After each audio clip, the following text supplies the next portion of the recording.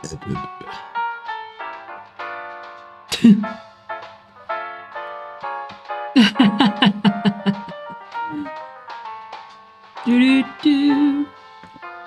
Sorry, I was reading and I forgot that the mic was on, Matt. And then I was just me in my natural habitat, everybody. Do-do-do, do-do-do.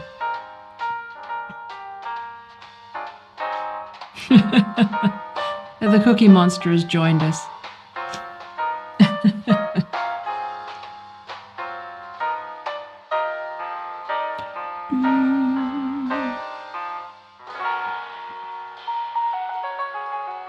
Let's go, motherfucker.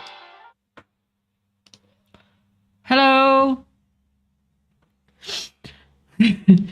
I had a drink before and I drank it a little bit too fast, so I started the stream a little bit tipsy, so we should have some fun. But if you watch my last streams, you'll notice that I sing along a little bit and make things up, and I was like, it's so stupid. So I don't know. I don't really have, I'm just using a default YouTube. It's just so hard with music. Unless I actually sit down and write something or produce something, then you just got to use whatever on whatever's on file with for YouTube for royalty free. Otherwise, you just end up like with copyright strikes and shit. There's no point. I think because I demonetized my channel on purpose, very much for this reason, which was that you just end up over a barrel with advertisers and shit, like, and copyright strikes and all that stuff. So it's just not worth it. For like the 30 cents that you make on YouTube is just not worth it. I imagine that when you're making a few $1,000s per, like, or whatever per stream, it's probably a little bit more lucrative, or worth it. But I think for your average person who doesn't get any views or, or in my case, get an audience, monetize, lose that audience because you won't, play the game. So, 9 Inch Nails. Okay, so Merry Christmas, Matt, and producer Matt, and top patron Matt. Thank you. So this Twitter Files business, right? It's interesting. It's I think I quite like the look, I'm not somebody who's a 4D chess kind of girl. It's not the thing about I think the history I'm way too hot. Let me take my jacket off. Here we go. Join my OnlyFans where I undress. One sec. Let me undress. All right. I'm a little bit tipsy because I drank my first drink too fast and then I've got a second drink going. But, anyway. So, now I'm too cold.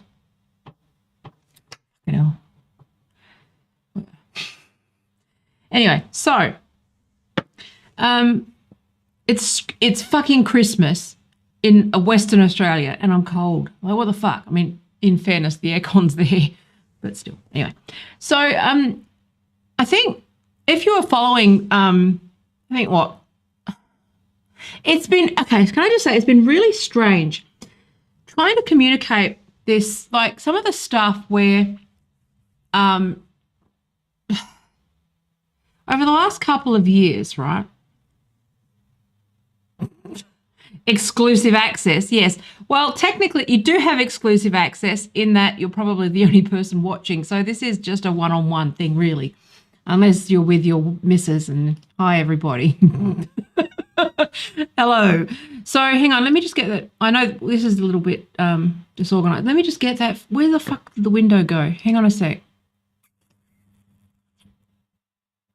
To open this thing. I spilt coffee all over my keyboard too, so I have to reach to get to my laptop. Hang on a sec.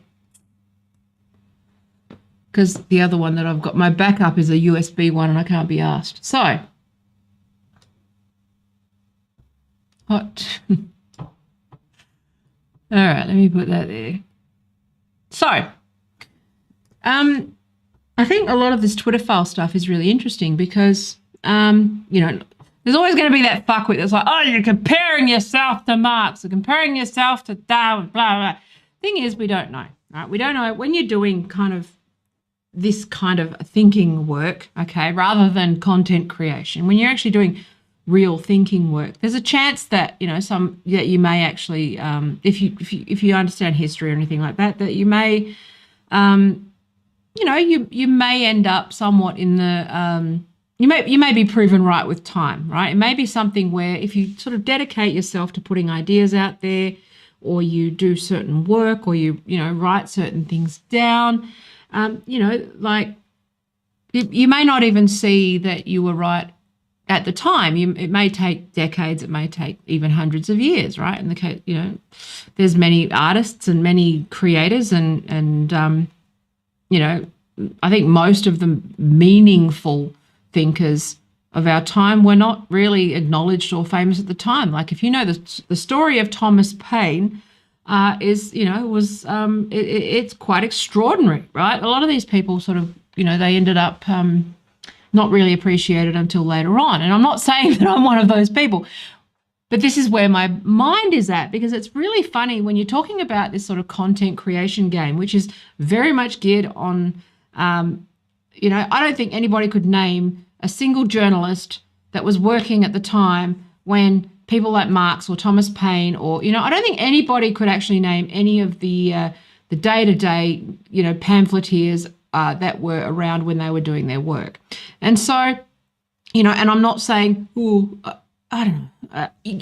I'm saying that, okay, so with the Twitter files, right, that if you're familiar with Darwin, he copped a lot of heat, right? Charles Darwin copped a lot of heat at the time. Like he wasn't necessarily, terribly appreciated for his theory of evolution. But basically what happened was he just said, well, if my theory is true, okay, if everything I've hypothesized is correct, then this finch likely exists. This is the Galapagos finch, right? And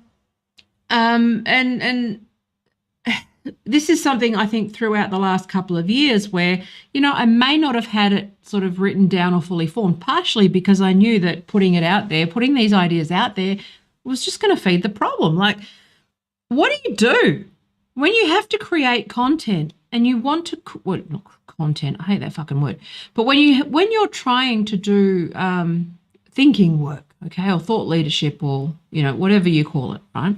I mean, even people who call themselves philosophers now, it's just they are tenured employees at a philosophy department. They're not really kind of thinking. They're not thinkers. But, they're not really sitting there solving big problems. They're just sitting there sort of shuffling papers around. Okay, I see that. I see that difference. There is that difference. And some of these things will only be proven right with time. But this is the dilemma that you've got, and these are the problems that we've got. They're very complex problems, right? They are, they're complex problems that we're dealing with. They are many of them unsolvable problems. A friend of mine on LinkedIn actually said something interesting, which was that, because I was talking about the difference between complicated and complex in the last stream, and he said basically, complicated can be fixed, but complex is more sort of about being managed, right? It's like palliative care.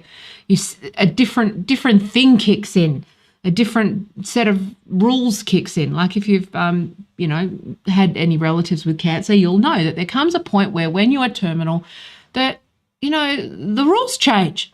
The laws, everything changes. So let's use something like morphine, for example, where when you're not terminal, they limit your morphine, okay? When you're not terminal, you're not, they kind of make sure that you don't get addicted, all those sorts of things. But when you're in a palliative care setting and when you are terminal, when you are in a hospice, the rules change, okay? There's different rules, which is that, they'll give you as much morphine as you need to manage the pain, okay? They'll do what they need to do to manage the pain. The rules are different. Addiction's off the table.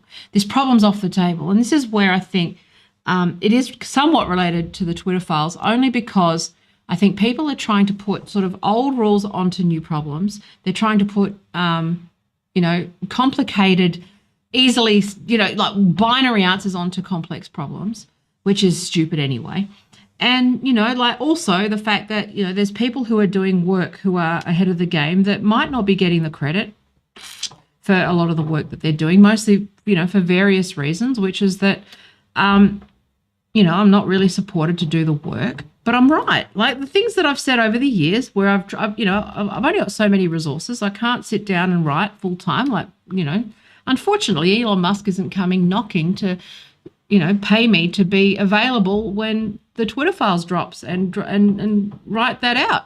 I got shit to do. I got bills to pay, like I got to do this stuff around things that pay my bills. That's just reality for most people, unless you are working as a journalist. And like, it's just, I don't know what, people really don't know what effort goes into things. They really have no concept of, first of all, one of the things that I think is becoming glaringly obvious is that people have no idea what's involved in actually creating anything of substance. They have no idea they won't even learn the basics of sort of, political science or whatever before spouting off about politics, let alone anything else. But they also, they don't value it.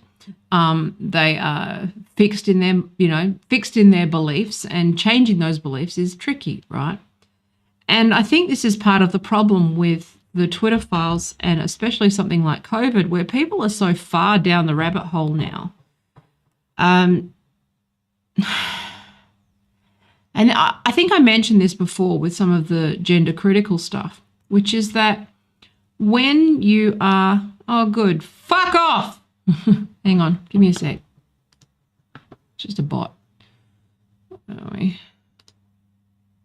Block list. Sorry about that. This is the problem. Showed up right on time. Which is that the problem that we've got with, I think, a lot of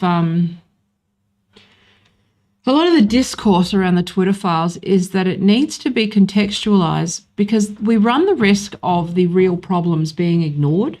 We run the risk of, we're seeing it already, which is that basically because you were right about this one thing of tech censorship when it came to COVID, right? That somehow you were right about everything, that you still didn't lose your fucking mind, and that these problems are solvable. And I think that, I think what we'll do is we should go through the thread. I can't remember where I was up to. I'm just going to skip the Taibbi thing. I'm just going to focus on the thing that dropped yesterday, which is the COVID-19 stuff. Okay. And one thing that I've noticed, and I think, obviously people want answers, okay? I know that we all want answers. We all want to know that, when I was mentioning the Galapagos finch, I'm saying that a lot of the Twitter files is basically, well, if this is what I'm looking for. These are the set of traits and set of things that I've been looking for that validate sort of all the things I've suspected. Now, I haven't documented a lot of it because you risk getting banned, okay? I can't talk about certain things because that's just, well, for obvious reasons, right? Now, I'm not going to be one of those people that's like, we can't talk about it. It's just you got to make the calculations, right? You make the calculations about what you can cover and what you can't cover, and, whether you can weather the storm or you can't. Like, I've already suffered, like, immensely financially and, like, reputationally and professionally and all those things, right, as a result of just this basic shit, hang on a second. Let me just... it's fucked up. Whatever. Leave it. I'm going to have to ignore it. But just in terms of, like, the penalty that you pay for talking about stuff, that's we talk about the concept of things like luxury beliefs, right?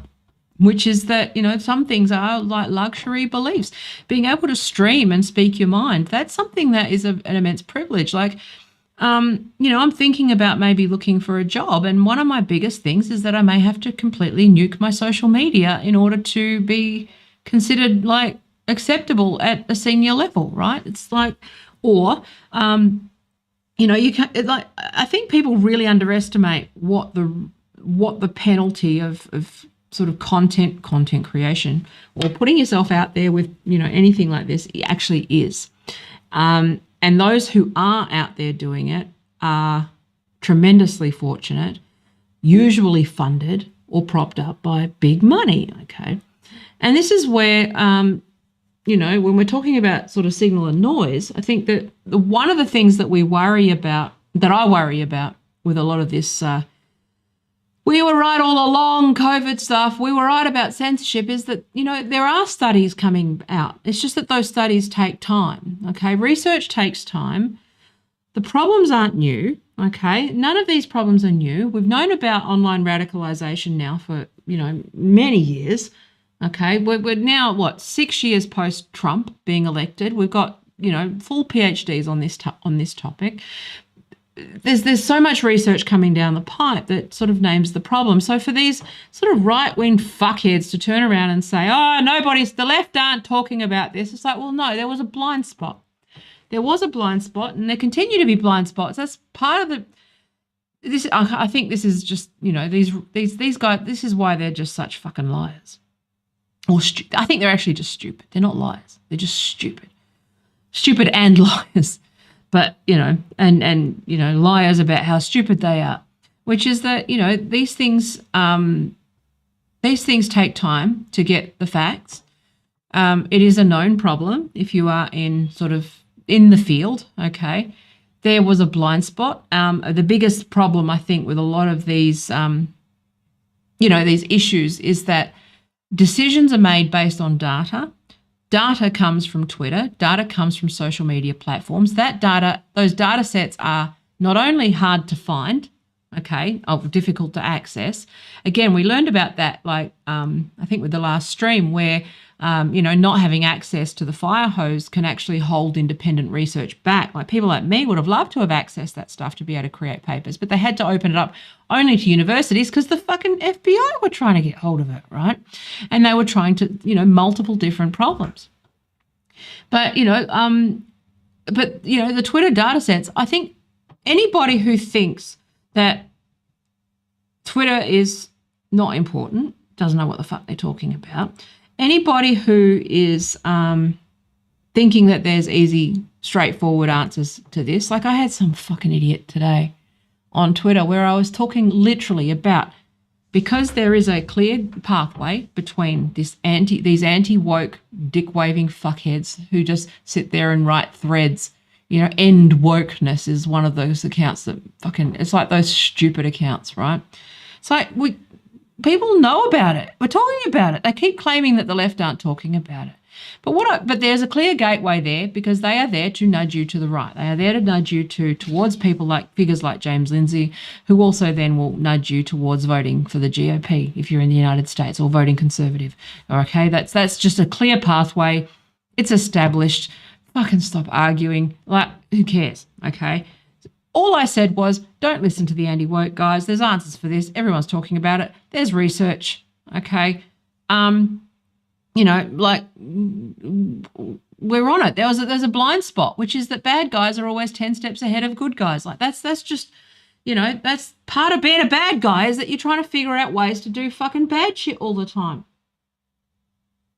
And a lot of the research and a lot of the stuff, when you've actually got some fucking standards, okay, it's not easy to write a book because otherwise I'd write one, but it's easier to write a book especially when you've been given lots and lots of money to write propaganda. It's easy to write a book, okay?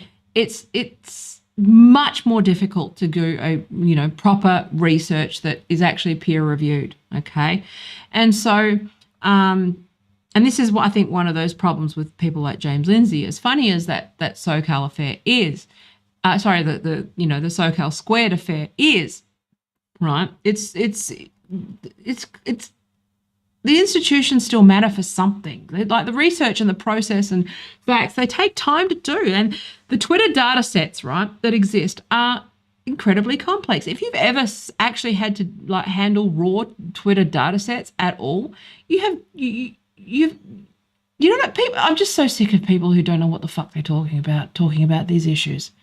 So I had some fuckwit. So I was basically saying, stop listening to anti-woke guys, because anti-woke guys are the gateway to Q, you know, that sort of radicalization funnel. Stop listening to all these idiots who present themselves as experts. And then, you know, here's some actual studies, here's some real sources. This is what's actually happening. Stop listening to them. They're lying to you. Content creators are lying to you, except for me, because, you know, I don't make any money, so who gives a fuck? But, you know, I also spend part of my time, a lot of my time, doing, you know, research, right? And I take it very seriously. But then I had, within minutes, what does the FBI spying on us have to do with anti-woke? And I'm like, oh, you fucking people, just the tunnel vision, the absolute fucking tunnel vision of people. And it's just get your fucking head straight. Anyway, so it's almost like they're not related to each other. It's almost like I was talking about something different. So anyway, but I think people really underestimate the complexities of these things. Okay, even without a without a pandemic on top of it. They underestimated the amount of disinformation, misinformation that was existing in the, throughout 2020, 2021. The reason why people lost their fucking minds with toilet paper was because of disinformation campaigns. Okay? Might be funny to you. It's not funny. Okay? I think anybody who says that, you know, anyone who denies the problem of, disinformation, okay, and even misinformation, but mostly disinformation and radicalization, anyone who denies that is either really fucking stupid and therefore forfeits their opinion, or someone who wants that loophole to exist so that they can spread their lies, okay? That means that there's a personal gain. They gain something personally from, you know, pretending that there's no problem. Those that, you know, a big part of the GOP and you know, that ecosystem, the GOP, the Koch brothers, you know, those sorts of right-wing networks, and the Democrats. But, at the moment, they're all fixating on the FBI because, of course, they're going to, because it's always just deflect. But,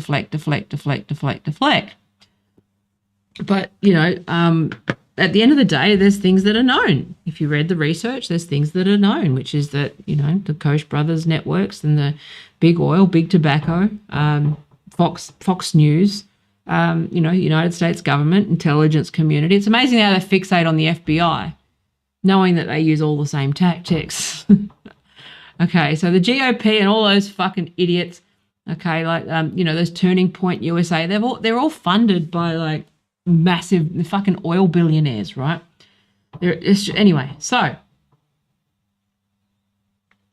my point is that it's complex. And I worry that the second people say, oh, we was right all along, we were correct. It's like, well, you were a little bit correct. Okay, these data sets are complex. They're hard to sift through. Someone like me who has been doing this work for years got yelled at by you fuckheads when I was saying that a lot of this stuff is people are making decisions on the fly with bad data.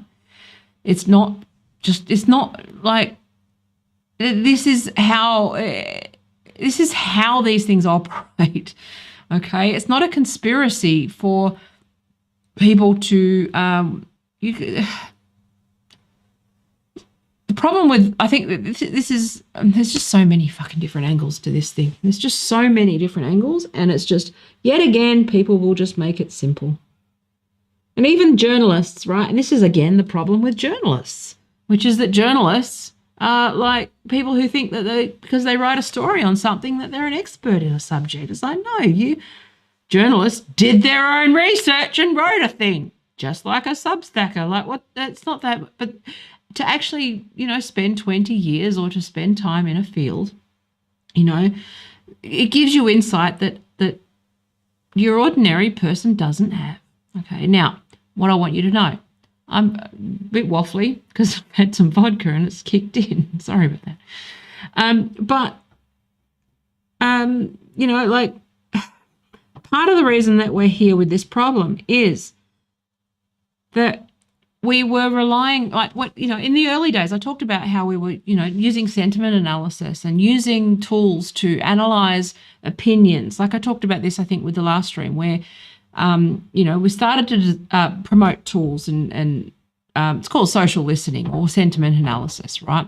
Which is where, because of the size of the data sets, what you would do is actually develop, there's so many different tools. They're still developing those tools, okay, which is that, and those are tools that are driven by AI that determine opinions like sentiment. But the problem is, I think the blind spot for a lot of people was that this stuff was being gamed by bad actors. And so the reason why Twitter is important is not just because journalists matter. Journalists are fucking garbage. Who cares about celebrities? Who cares about that shit?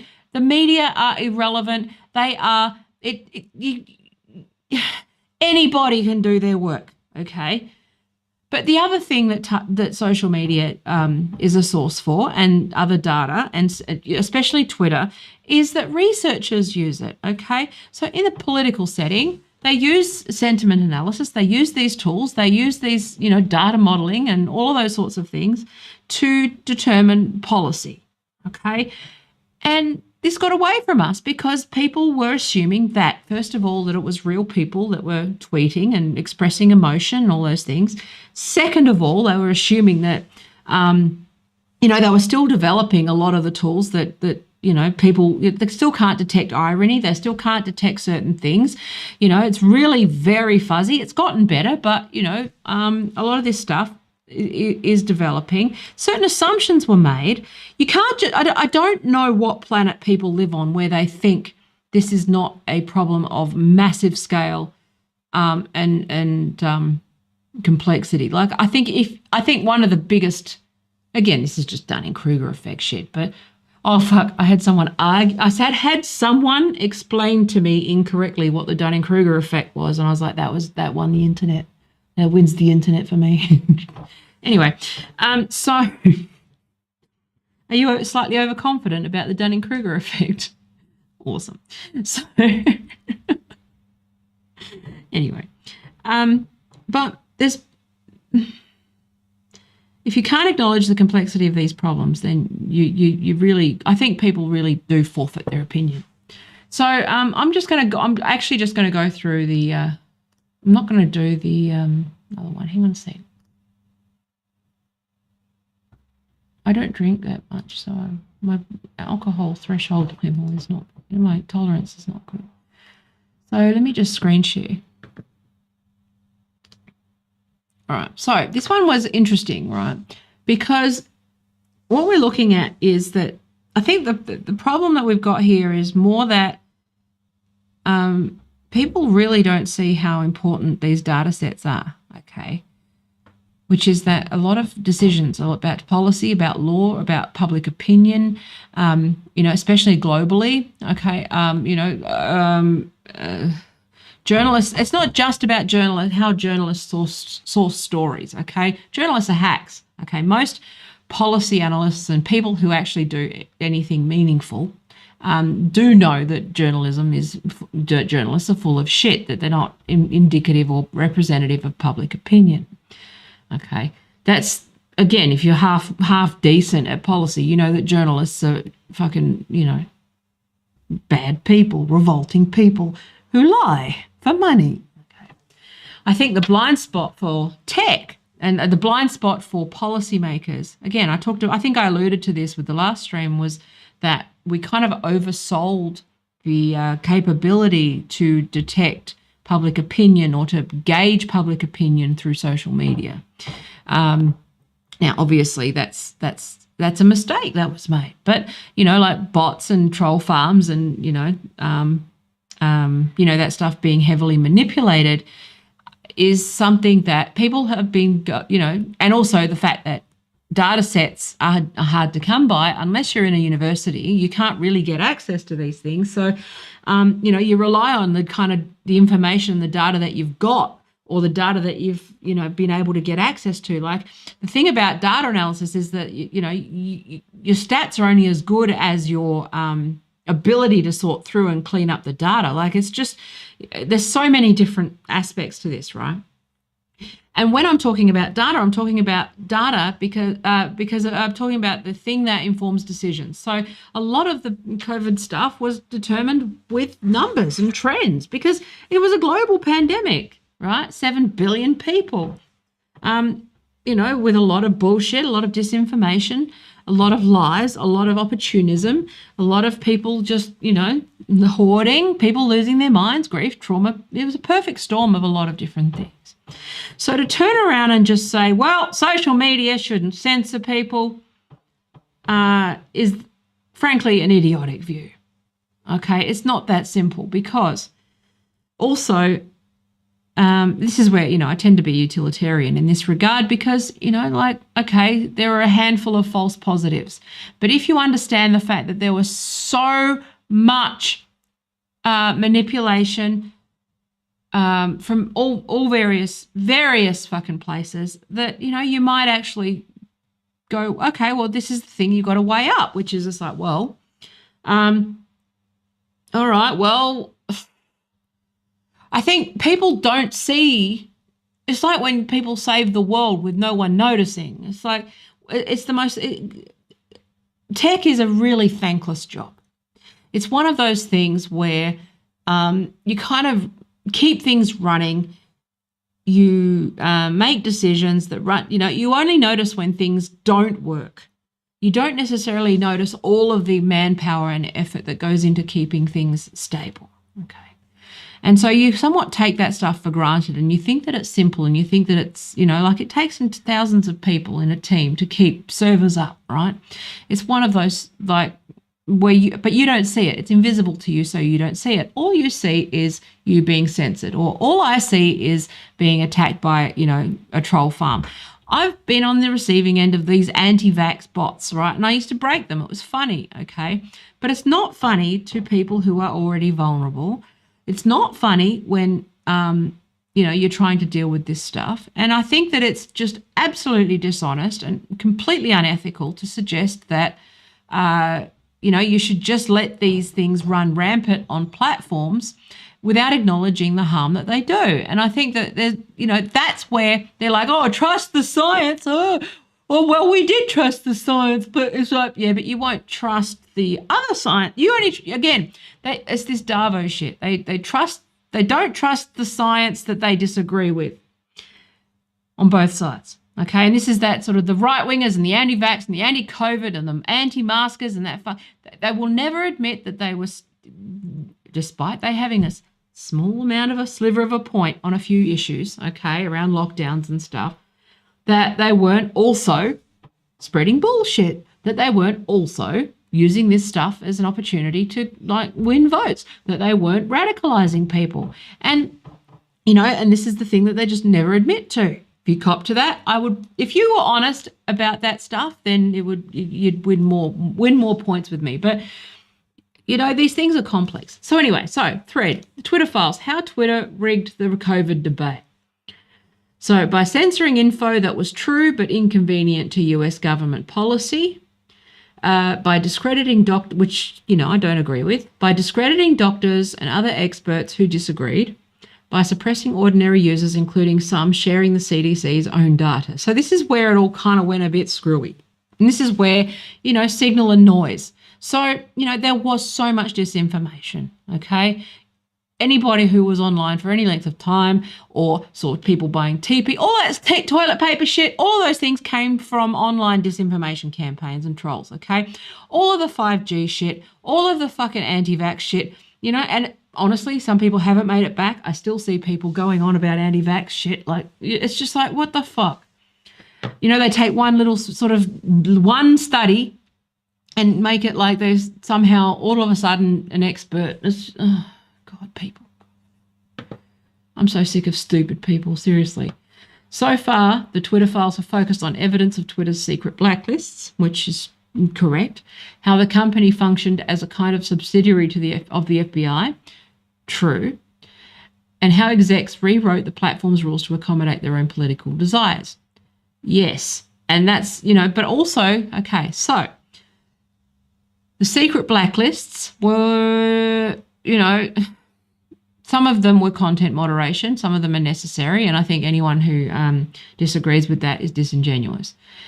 Also, the same thing with the FBI. Now, the cozy relationship's a problem, okay? The fact that the FBI coerced, and when they couldn't get Roth on board with coercion, they tried to flip him. That's a problem, okay? That's corruption. It's not. This is the problem with broad sweeping brushes and generalizations from idiots, is that some of these policies are absolutely fucking necessary. And anybody who says that they're not necessary is probably a criminal and a propagandist. So, and also, or has no understanding of the actual scale and scope of the problem that we've got.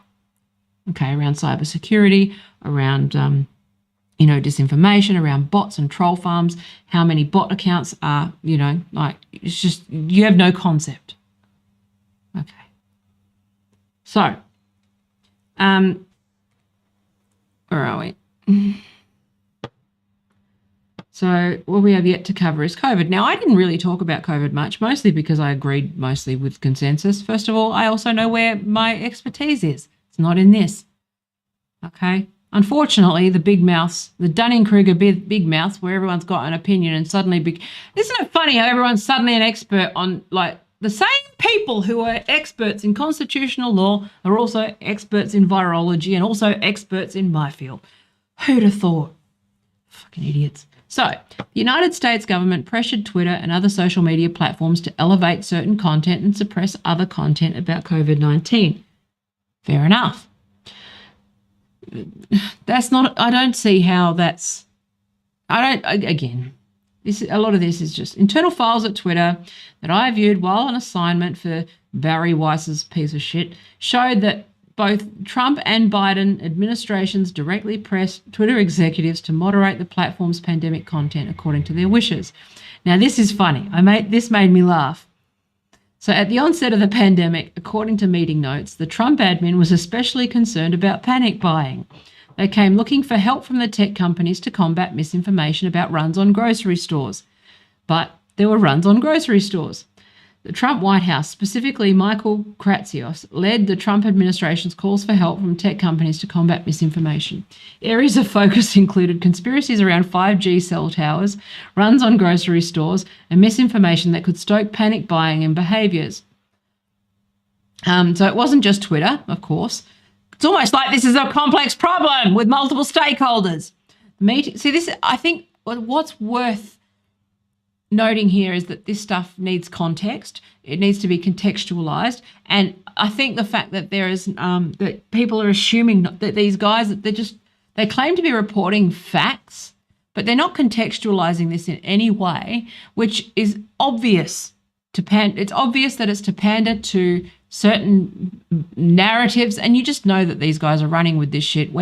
So if you're a researcher in disinformation, there's stuff that you know, okay? You know the scope of the problem. You know the policy problem that you're sort of dealing with. You also know that Google, Facebook, Microsoft, and everyone else, that they have to work together. These are cross-agency teams. These aren't fucking new. I don't know what to tell you. If you oppose this, then you just don't understand the problem. So, Twitter, alongside several other tech companies, including Google, Facebook, and Microsoft, participated. Activities included a standing weekly call to share general trends and hosting a shared Microsoft Teams group. Fair enough. Some of the companies, not Twitter, gathered open source information from researchers. Good. Our teams fed this information to the Twitter policy enforcement teams. Okay. When the Biden admin took over, one of their first meeting requests with Twitter executives was on COVID. Focus was on anti-vaxxer accounts. Now, this is where things get slippery. So I think this is where when you're in comms, this is where I think it gets really interesting further down the thread with Yoel pushing back over sort of optimism, right? Which is that you have dual roles. When you are a leader and in sort of, high-risk communication setting, part of the reason why Trump fucking breaks everything is because he just speaks his mind. Speaking his mind as a private citizen is different to speaking your mind as a public figure, because people will act and people, will panic and people, you can stoke fear and stuff. This is the thing that influencers and content creators never seem to understand, which is that you do have a duty to make sure that what you're saying, doesn't make problems worse. You're not a private citizen when you're speaking in a public capacity, especially as the president of the United States, because that has ramifications to it, right? And it's not just about speaking the truth. Sometimes it's about making people feel better. Sometimes it's about, sometimes, and I think that this is another thing, I think, unless you've worked in this area, again, because, unless you're not an idiot with an opinion all the time, 24/7, with nothing but opinions, that never reads, you're too busy having opinions, so you don't read anything, those people, you understand that it depends, okay? So there's certain things there's some things that you've just got to hold back for security, okay? There's some things you've just got to hold back because it might freak people out. There's some things that you can't be transparent about because, it might cause harm or panic or, various other things. Now, COVID had all of that, okay? This is, but also on top of that, you had people that were ready on Democrat side, in the context of things like this whole Trump dynamic, right? Trying to manage this to the point where everything Trump would say was evil and fascist and ending the world, and everything that the Democrat, it's just like there was no, I think people really just don't understand the United States ecosystem outside of the United States, that you're a fucking laughing stock and that you can't get your shit together and that you hate each. It's like the UK to an extent, Australia to an extent, but there's most studies are showing that the countries that came out of the pandemic better off were those countries where public, there's a correlative relationship between public trust and how they sort of came through the pandemic, and that the Nordic countries and those countries smashed it for that reason. So as did Australia's kind of we're dipping mostly because we're having to deal with all of this sort of bullshit from the Murdoch press as well. So Murdoch, fuck that guy. Anyway, so blah blah blah. Okay, so in the summer of 2021, President Biden said social media companies were killing people for allowing vaccine misinformation. Yeah, see, that rhetoric's not helpful. This is the kind of rhetoric where this is why you have to have comms people. This is why it's just it's naive to think that, because you can't necessarily anticipate the impact of what you're saying. So Berenson was suspended hours after Biden's comments and kicked off the platform the following month. Now, this is weird because, again, I'm not across his work. I'm not really, but again, there's lots of competing factors here, which is that some of these things can be sort of false positives, okay? The other thing can be not so much about suppressing, it's not so much ideological or suppression. Now, I think there is, there's a conflict of interest. I think anybody who doesn't acknowledge there was a conflict of interest, right? These cozy relationships between, the old military-industrial complex, right? That conflict exists, but it's not everything, because also, how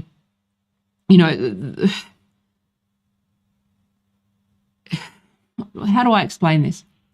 There's a time to be that guy. It's a timing thing. Communications is as much about timing, especially in crisis comms. It's as much about the right timing as it is about the message. Okay. So I think that I think this is, again, something that people need to be ready to hear things. Yeah, I think, again, this is where getting out of 1-0 binary thinking with this stuff, which is that it's not helpful. You might be right, okay, in a moment. You might be right, you might be correct, okay. And again, I'm not defending what happened. I'm saying that in hindsight's always, 20/20, so to speak. But there's a time and a place for all sorts of communications. That's why I just decided to not talk about it. I was like, you know what, let's see how this unfolds. I do that quite a bit, actually. Let's see how this unfolds. Let's see what, the data says. We're working with incomplete data. Yes, we've got a rough idea about various things, okay. Now, We're trying to get people to not be afraid. We've got all these competing things, okay? We've got fucking troll farms we've got, radicalization funnels. We've got fuckwits at every corner. We've got people, panic buying. We don't have the information. We don't even know the nature of this virus. We don't have a vaccine. All of these things, okay? All these competing factors. I think everyone thinks that they would do differently because, you have the benefit of hindsight, right? That's hindsight bias. But for those who are in the moment having to make a call, there's lots of competing things. It's not just like, oh, censorship bad. I think censorship, well, okay, maybe necessary in the moment. And I'm not defending it. I'm saying that when you are putting it in you're trying to, it's basically like the emergency department when you're trying to triage, okay? You're going to prioritize the person who's having a heart attack over the person who's, got a sniffle. The censorship of someone's Twitter account is somewhat low priority. Now, yes, is it ideal? No. Did it affect their life? Yes. Did it affect the ability to have a transparent conversation? Yes. However, did we need that at the time? Because there was just so many forces and just, again, an issue of manpower. So how do you so let's just say we opened up all of these platforms to open debate.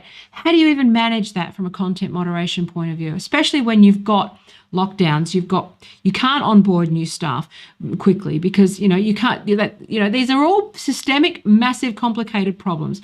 How do you can't just build a new moderation team. Then if you can't build a moderation team, is your AI good enough? Which we know it's not. AI can't do this. But then when you have AI make these content moderation decisions, which, Twitter does, then, it's that confirms it down the track. I talked about this last time about how, a lot of the discretion is taken out of those first levels of support. How do you manage it? Can't win. You can't fucking win no matter what you do. And everyone's a fucking expert. Everyone would have done differently.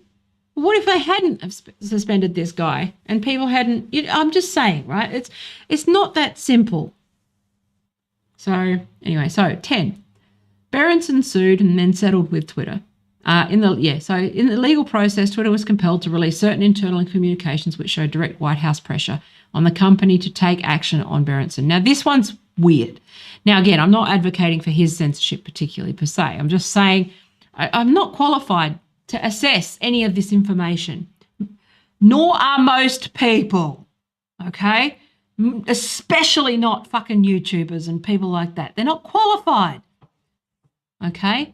Nor is Brett Weinstein or any of those people. They're not qualified. But in the context of these bigger problems, okay, it's like you got to triage these things. So anyway, where are we? Yeah, so this is screwy, but again, you got to break things out a bit. So a December 22 summary of meetings with the White House by Lauren Culbertson, Twitter's head of US public policy, adds new evidence of the White House's pressure campaign and cements that it repeatedly attempted to directly influence the platform. Well, we know this. I'm not surprised by any of this. Shock. Cuthbertson wrote that Biden team was very angry that Twitter had not been more aggressive in deplatforming multiple accounts. They'd wanted Twitter to do more. Of course they do. Again, this is the thing. It's like I don't know why anyone is surprised by any of this. So the Biden team was not satisfied with Twitter's enforcement approach as they wanted Twitter to do more and to deplatform several accounts. Because of this dissatisfaction, we were asked to join several other calls. They were angry in nature. Here's a presentation. So 13, Twitter executives did not fully capitulate to the Biden team's wishes. An extensive review of internal communications at the company revealed employees often debating moderation cases in great detail and with more care than was shown by the government toward free speech. Yeah, because free speech is not achievable in this instance, you fucking idiots. It's not just about that. It's lots of competing fucking issues. Oh, my God. These fucking retards. I hate journalists more and more. I really just fucking hate them. So it's like, there's one narrow thing. It's like, no, it's lots of different things. So But Twitter did suppress views, many from doctors and scientific experts, that conflicted with the official positions of the White House. Okay. As a result, legitimate findings and questions that would have expanded the public debate went missing. But they're ignoring the fact that by expanding the public debate, that there were troll farms and bots and fucking all this stuff. They just keep ignoring you can't give. And also, it's not just about free speech. You got the constant balance between freedom and security, people's safety, people's mental health, making sure that you keep fucking stability, making sure that people don't lose their minds. They lost fucking their minds over toilet paper. They were trying to keep a lid on shit, okay? I'm not advocating for censorship by any stretch, but for fuck's sake, don't act obtuse like you don't understand why it happened. There were 3 serious problems with Twitter's process. Good, it's a process problem. Yes, and it's something we can learn for next time and learn from. Okay, first, much of the content moderation was conducted by bots. Yes, because you can't get the manpower. Trained on machine. Good luck trying to find people. You can't find anyone to do the job. It's a horrible job. It's traumatizing. It is fucking, you see the worst content day in, day out. Suicides are fucking through the roof when you work through that. Mental health problems, substance abuse problems, offshoring. It's just no manpower to do these things, especially during a pandemic, okay? So you can't do things differently. So first, much of the content moderation was conducted by bots trained on machine learning and AI. Impressive in their engineering, yet still too crude for such nuanced work. Yes! Good luck. Second, contractors in places like the Philippines also moderated content. Yep, they were given decision trees to aid in the process. Told you about that, level 1 support. But tasking non-experts to adjudicate tweets on complex topics like myocarditis. No, they're level 1 support. See, this is the thing about these fucking people. They just don't. I must share, this is my moment to shine. I must share this fact immediately. This is my content. I must, even though this is the problem with academics and researchers in general, which is they think that their issue is the only fucking issue. It's not that there's lots of other issues being balanced. And at the moment, you know what? You quibbling over myocarditis? Well, okay. Is that for the public, or is that for public? Is you sharing that to the public going to cause fear or make the problem worse or whatever? These are complex problems. I'm asking a rhetorical question, okay? I'm not necessarily saying they should be censored, but I'm saying the absolute fucking arrogance and narcissism of academics who think that just because they've done this work right now that everyone needs to hear it immediately, versus the timing of it. There's a reason why universities the reason why comms people exist, right? There's a reason why comms people exist.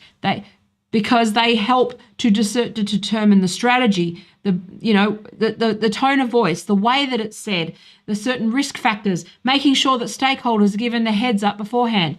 You being a fuckhead and sharing shit that might incite fear in people and stop them having a vaccine, I'm sorry, but take some fucking responsibility for that.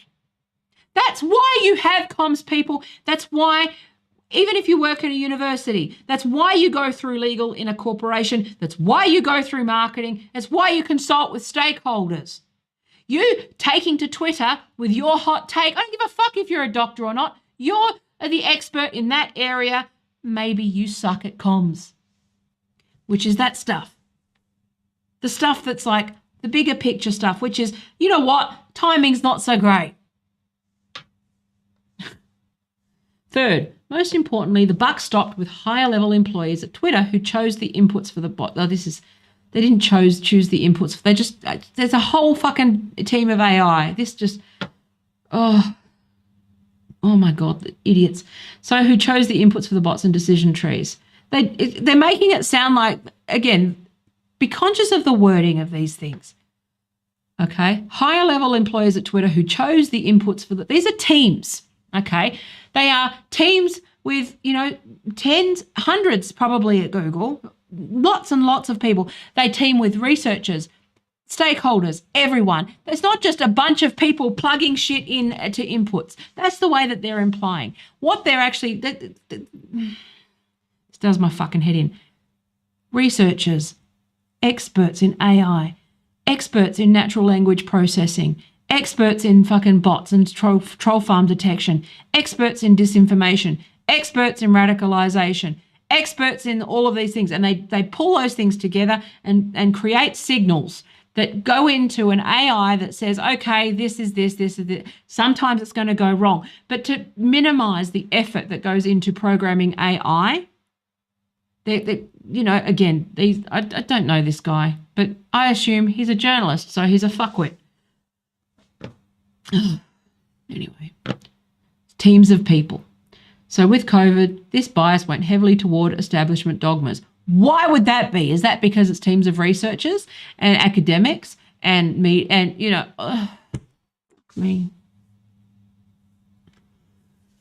these people. So inevitably dissent yet legitimate dissident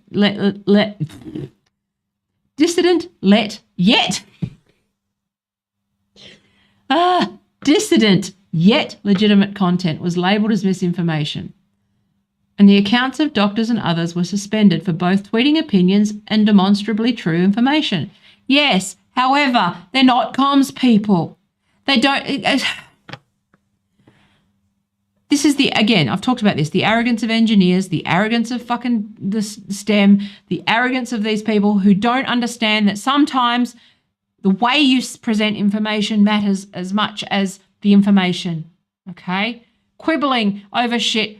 It's like, have you ever been in a room with these people where they're just talking, like, it's like, no, you're not, no. Fuck me. So it's obvious, especially when you know that a lot of this stuff was automated by AI. The AI is pretty sophisticated. It is teams of hundreds of people around the world constantly working to remove bias and to, make sure that these things are robust. This guy comes in and goes, oh, well, I just one finger typed into an algorithm. That's how they're being quite deliberate in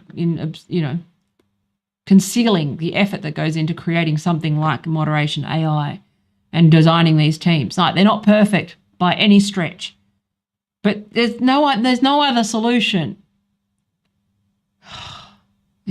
I hate journalists. Can I just say, I fucking hate journalists more than anything on the planet. They're just garbage. They're lazy thinkers. They think that they know everything just because they read about something to write, and because they can distill something into fucking 350 words that unbearable. I fucking hate them. So, Exhibit A. Dr. Martin Kulldorff, an epidemiologist at Harvard Medical School, okay, edge case, tweeted views at odds with US public health authorities and the American left. The political... okay. No, he broke consensus when... again, is this a problem? Yes. Do you have a solution? No. Internal emails show an intent to action by a moderator saying Kulldorff's tweet violated the company's COVID-19 misinformation policy and claimed he shared false information. So that was algorithmic, right? It went to a moderator. Again, first level support. They wouldn't have been able to think. They would have just gone, yep, this is not true. Err on the side of caution. They would have received instructions to go err on the side of caution. Look at all the signals. Look at mass reports. Look at all these things, okay? Mistakes were made. But again, you got to put it in context. So, but Kulldorff's statement was an expert's opinion. Yeah, but Twitter doesn't know this. It's not Twitter's job to determine this. There's no mechanism to determine whether someone is an expert or not. But Kulldorff's statement was an expert. There's lots of bullshit that comes out of universities too, as we've seen.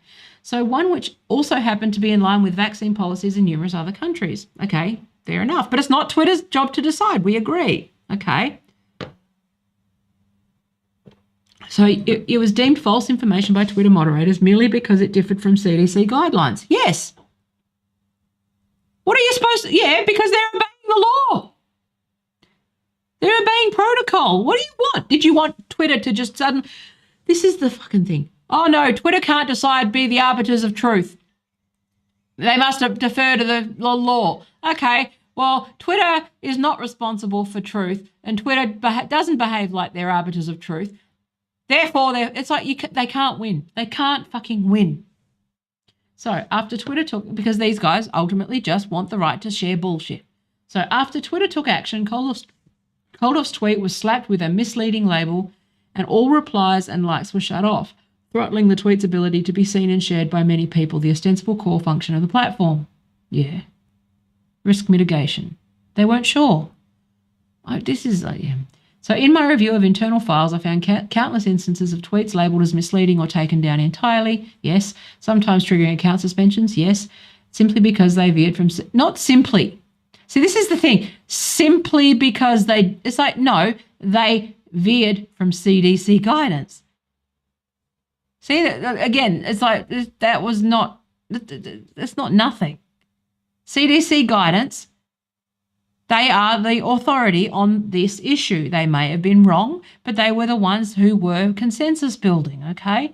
It's not simply because they disagreed. This was not someone who simply disagreed. This was the mandated government body for information and strategy and handling these things. Like, what the fuck? Oh, yeah, I just simply disagreed. A tweet by... Okay, so I'm just going to move on. Anyway, these aren't easy problems. These people are fucking, like, again, I don't agree with it, but I don't see any solutions. I don't see these people becoming first of all, these guys don't contextualize any of it. Second of all, they've got no fucking solutions. It's just, okay, what do you want? What do you want? Do you want Twitter to just suddenly decide what the fucking law is? Or do you want them to go to court? But you don't respect the court. You don't respect the CDC. You don't respect any of the fucking institutions. So what do you fucking want?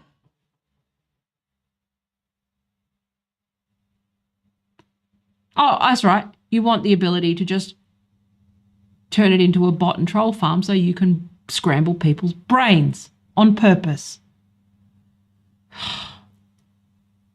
Yeah, so it was like, they were heavy-handed with the flagging. Yeah, edge case, edge case, edge case. Where are we?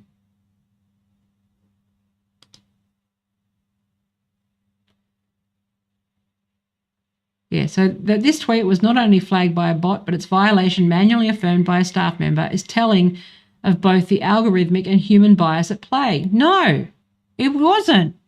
It was just process, which is that the CDC were the authority that were determined to be the authority. The public, that's called a mandate, my friends. Government department, an institution, okay? One of the key components of radicalization that you need to understand is that the first thing that they do is erode trust in institutions, okay? They may have gotten it wrong, yes. But I don't see anybody coming with solutions to any of these problems. So, but yes, the algorithmic bias, but that's not bias. It was just, see, the thing is that you're also making opinions equal. You've got consensus versus the standard for things that are outside of consensus are that there's a higher burden of proof, okay? You kind of, they were going through a process. Some of these things were speculation. Some of these things were, yes, you're an expert, but just because you're an expert doesn't mean that you are qualified in X, Y, Z, or doesn't mean that it's the right time. It doesn't mean that, you have the answers. There's a process that we've agreed on with the social contract that, that these government organizations during these, like, what do they want? It's not bias. It's process. And so you want moderators to, like, these people are retarded. So another example of human bias run amok was the reaction to this tweet by Trump. Many Trump tweets led to extensive internal debates, and this one was no different. Yeah.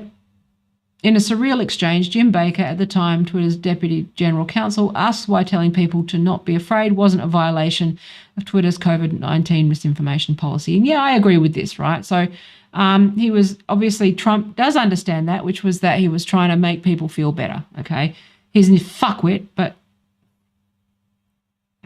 So, Yoel Roth, Yol never always comes out of this looking good. So Twitter's former head of trust and safety had to explain that optimism wasn't misinformation.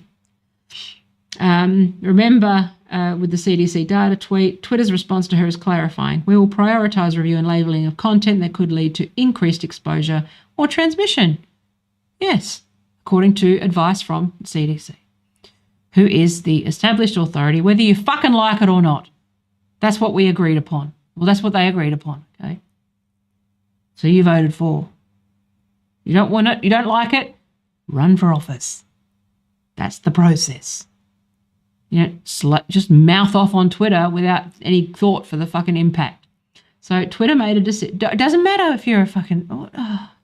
Anyway, so Twitter made a decision via the political leanings of senior staff and government pressure that the public health authorities' approach to the pandemic, prioritising mitigation over other concerns, was the science. Yeah, okay. The science, as in the consensus that comes through the official channels. Yes. In a rapidly moving landscape. Yes. Sorry. There's a process to follow. And it's not tweeting. Information that challenge that view, such as these are official channels in this sense. Okay? Which are you? Are you a researcher at a certain university? Do you represent the university? In which case you go through that comms process, you go through that official vetting process, or is it your personal Twitter account? In which case you're just just another person mouthing off on Twitter. You're not an expert. In which case, you know, this narcissism of fucking academics who think that they're a law unto themselves and anyway. It takes a team to do all of these things, and that's just another factor. Okay, I'm not saying they're not qualified to speak. I'm saying that they're not qualified to determine when they should speak or what the impact of that might be. They're qualified in the disease. They're qualified in that thing. They're not qualified in other factors, and this was a complex problem. So information that challenged that view, such as showing harms of vaccines or that could be perceived as downplaying the risk of COVID, especially to children, was subject to moderation and even suppression. Yeah, okay. Of course it was. So some of these things are just whatever, okay. So what might this pandemic and its aftermath have looked like if there had been a more open debate? It wasn't about open debate. It was about suppression of fucking severe bots, troll farms, fucking every day. It was just fucking radicalization. I watched people just fucking descend into madness. Panic buying everywhere. Chaos everywhere. People were traumatized. It wasn't opening up the fucking debate. Jesus Christ. Oh, well, my right to speak. I should have my right to speak. What a fucking asshole. What a pig you are if you think that your right to speak is more important than everything else. God forbid that you could not flap your fucking jaw, America, for 2 seconds while everyone deals with other shit, while we're triaging other things. God forbid that you would not have an opinion for 2 fucking seconds while we focus on something important. My God, this is what comms professionals do, okay? Comms professionals tell you not just how to say things, okay? They tell you when to say it. So, and how to frame it, and what the impact might be, what the risks are, giving the heads up to various stakeholders, having a plan for the impact. That's what comms people do. Oh, I'm sorry, you're an expert. My mistake. Thanks to Barry Weiss's fucking usual. Anyway, I'm going to go. I think that's it. But like, people are it's just like, okay, so we've got to ask this question. The reason why I was being hyperbolic, because obviously this censorship is a problem, okay? Obviously these things are a problem. Obviously, but they're tricky problems. They're tricky policy problems, right? What were the photos of? Yeah, they were just... Yeah, that was weird, actually. The photos of screens, it's like it wasn't even... Oh, sorry, my face has just gone bright. I was scratching my face, now gone bright red. No, the... Yeah, it obviously was some sort of debrief report. It looks like it was some sort of post-mortem, so to speak, of the how Twitter handled COVID. See, he didn't declare what that was. This is a report from an internal report. That is just such a nonsense, biased take. I wish that I had more. I mean, obviously, the information's only as good as the journalist reporting, but this guy's obviously, well, who is he? Hang on, let's have a look. Oh, Atlantic, so high quality. Okay. Oh, he's one of these fuckwits. All right. Is okay. Yeah. Is it just Anyway. No, it was just. I think it was just an internal report, like a post-mortem report on what they did and what they could do better and that sort of stuff. The usual stuff. I don't envy their position, right? But this is the thing about like this issue is that I know that no one will care. Ultimately, no one cares about what the real problem is, which is that some of these problems are actually unsolvable. And the people with the big money and the big answers and the big clicks and the big views are the people that are going to be like, oh, see, I was right all along. You shouldn't trust them. You shouldn't trust them guys. But no. Do you know what you should do? You should run for office. You should get involved. You should go to the CDC. You should get involved with things. Yeah, exactly. I've been funded by various interests to accuse the other side of having a conflict of interest in my book. It does my head in. Anyway, I'm really tired. Actually, I shouldn't have necked that fucking drink before I streamed. But I'm gonna go. My nose has just gone on fire. But that's okay. I gotta go. It was only a quick one anyway. But I will be back. What day is? I have no idea what day it is. But Thursday, I think. We'll be back on Thursday. But yeah, there wasn't much to talk about here, but I just wanted to say, like, part of the reason why I was sarcastic with this was because I wanted people to understand that there is no real solution to any of these problems. Okay, the only way that we can move forward is to look at that what was done right, what was done wrong, what was where things were fucked up. There was no winning moves with this. It doesn't matter if Twitter had turned around and made decisions that allowed those things at people, they would have been the same thing.